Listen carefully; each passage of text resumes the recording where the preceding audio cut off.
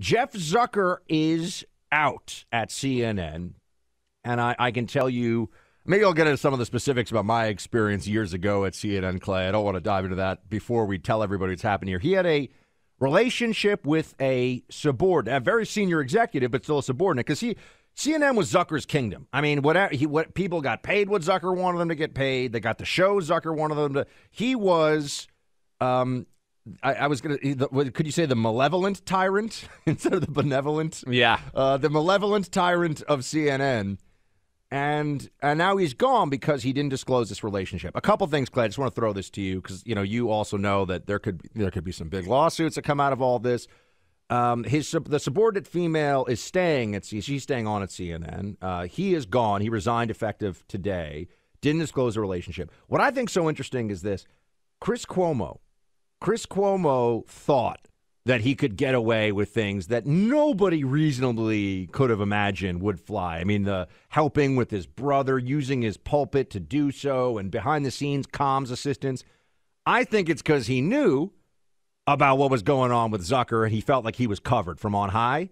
And for everyone listening to this, the head of CNN, so one of the most powerful lib media executives out there, is gone because of the investigation into Chris Cuomo, which then led to this revelation. What do you make of it? So there are a bunch of different angles here. So we should say, I mean, this is all public now. Allison Golust is, I believe, I mean, I might be pronouncing her relationship wrong. She is the woman that he was having a relationship with. She is the executive VP and chief marketing officer at CNN. So what is interesting about this, Buck, and I think this adds more complexity to the overall situation surrounding Chris Cuomo, but also Andrew Cuomo, and the way that CNN covered this story.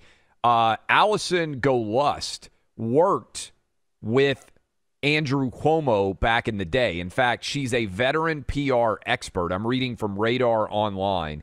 She was the communication director for Andrew Cuomo. And this is according to Radar, there were many discussions that one reason why Zucker initially helped to protect Andrew Cuomo and Chris Cuomo was because, and the fact, remember, CNN had the bro Cuomos on together during COVID. They were allowing Chris Cuomo to cover his brother Andrew. They made Andrew a hero. They tried to brand him as the anti-Trump, right? There were all those Cuomo-sexual shirts. There was the argument that he was going to run for president. Supposedly, one of the reasons why the Cuomos were protected is because of this woman, Allison Golust. And by the way, it also, supposedly, this has been going on, their relationship for a long time, that they had both of their marriages broke up over this affair. So to me, what stands out here is the incredible belief by Zucker that when he fired Chris Cuomo, that somehow this wasn't going to come out, that he was going to emerge unscathed. And it seems what happened basically is Chris Cuomo said, hey, you owe me this is me reading what's going on here. You're going to fire me. You better pay me out the $18 million that you owe me under my contract, because they tried to argue they fired him for cause. And when that battle and investigation into why he was being fired took place, my bet is Chris Cuomo said, hey, you're firing me for inappropriate behavior. Do you know that Zucker has been engaged with a relationship with a subordinate for a long time? And Buck, I find it hard to believe there weren't a lot of people inside CNN that didn't know this was going on, this relationship, for a long time. I was, before CNN went completely insane. If 10 is the craziest a lib can be, before CNN went to 11, it was probably solidly at an 8, I'd say, pre-Trump era. And I worked over there for a couple of years. And you used to do CNN until you were I was lifetime banned. ban. Yes. Which is great. Clay is banned from the Republic of CNNistan. But anyway, the reality here was that everyone knew that there was stuff going on in that building for years that the media just wasn't as interested in talking about, didn't come out. I was surprised that some of it took as long as it did to come out. And I think I'll tell you this right now, and of course, can't name names, but there's more stuff that will likely come out about CNN and the practices in that building. But what the question I have here, because I very much see the Cuomo thing, and isn't it fascinating that Governor Andrew Cuomo, the hero of the pandemic for the libs, second only to Fauci. I mean, the entire nation. You know, Gavin Newsom was having Cuomo. They gave him an Emmy. They gave him a special Emmy. Yeah, and they had to rescind it because he was the man during the he was doing this. Here I am. I want to talk today about the numbers. Let's look at the numbers. The numbers say that I am the best. Why am I the best? Because this was what Cuomo was doing day in and day out. I know, it's pretty good. That is not bad. Thank you. And he would do this whole thing in the song and dance, and everybody would say, "Oh my gosh, he's such a great leader." And then it all started to fall apart. He lied about the numbers. He hid the deaths, by the way, death numbers. Lied about that in nursing homes. Lied about what's happening in his state. Covered it up. And then the stuff about the sexual harassment. And then all of a sudden his brother was covering up for him. And then the brother had the issue of harassment that came up too. And then he got terminated for helping his brother deal with his harassment. And now Jeff Zucker is gone. I think in part because, or rather, I think that this came out because of what happened with the Cuomo brothers. So the dominoes falling here for the left-wing media is remarkable. But here's the question I have for you, Clay. Disclosing a relationship with a subordinate this is one of these things, the way they're framing this, clearly this was going on for years. Clearly when both were probably still married, which this is, by the way, families breaking up, it's a sad thing. It always is a sad thing. So whenever this happens, I never celebrate or, say, yeah, look at this guy, his life, or, this woman, their life is, in tatters. I want all families staying together.